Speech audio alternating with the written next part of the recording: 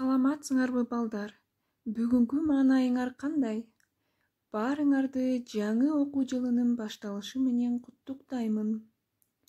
Бүгүнкү сабакка баардыгыбыз даярбызбы? Анда эмесе бүгүнкү сабагыбызды баштайлы. Бүгүнкү сабагыбыздын темасы кыргыз адабий тили тууралуу түшүнүк. Адабий тил деген эмне балдар? Адабий тил жалпы элдик тилдин өркүндөтүлгөн эң жогорку формасы.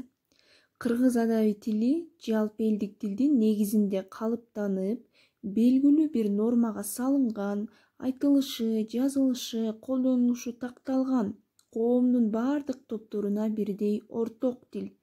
Мисалы, биздин кыргыз элибиздин кыргыз тилинин адабий тили кыргыз тили.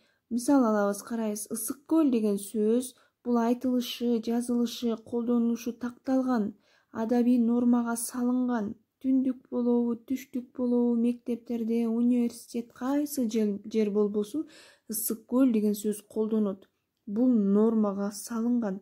Ысык көл деп колдонулат, эч кандай диалектилер буга тиешеси болбойт. Ысык көл деп ошондой ортосуна тире менен коюлуп жазылат деген бир нормага салынып, ошондой бир эреже кабыл алынган. Мына ушундай эрежелерди биз адабий тил деп атайбыз. Кыргыз адабий тилинин түзүлүшүндө негизинен түндүк диалект чоң роль ойноду. Бирок түштүк диалектидеги көп сөздөр кыргыз адабий тилинин лексикасын, сөздүк курамын байытып турат. Балдар, силерге белгилүү болгондой, бизде кыргыз тилинде эки диалект бар: түндүк жана түштүк. Түндүк бул биздин ысык көл, чүй, ушулар келет. Ал эми түштүккө болсо, өзүңөргө белгилүү болгондой, Ош, Жалал Абад, Баткен, мына ушулар кирет. Мисалы, биздин сөздөр башка, Ошто башка, жумуртканы биз жумуртка дейбиз. Ал эми түндүк, түштүктө болсо эмне дешет? Тукум дешет. Бирок тукум дегенде адабий нормада аны кабыл алган эмеспиз. Түндүктүн нормасында, түндүктүн негизинде ошол жумуртка деген сөздү биз кабыл ала алганбыз.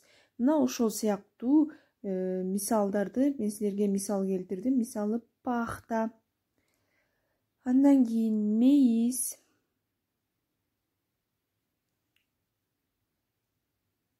мисте, жаңгак. Мына ушу сыяктуу сөздөр көп кездешет. Кыргыз адабий тили экиге бөлүнөт: озеки жана жазма. Озекиге окуу жайларда, мектептерде, лекция, театр, телекөрсөтүү, радио берүүлөрдө колдонулат. Ал эми жазмасы болсо мамлекеттик иштерде, басма сөздөрдө, ар кандай китептерде, газета, журналдарда, иш кагаздарда колдонулат. Ошол менен биздин бүгүнкү сабагыбыз соңуна жетти балдар. Үйгө тапшырма: китебиңерди ачасыңар дагы 4-5 бетти окуп, төмөнкү суроолорго жооп жазасыңар. Дептериңерди ачып, числону жазып, конспекттелеп, бир аз могул суроолорго жоопторду жазып, сүрөткө тартып туруп мага жиберип ийесиңер. Мисалы, адабий тил деп эмнени айтабыз? Кыргыз адабий тили кайсы диалектилердин негизинде түзүлгөн? Адабий тилдин негизги белгилери кайсылар?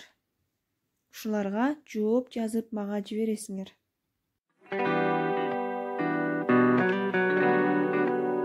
Азаматсыңар балдар, көңүл бурганыңарга чоң рахмат.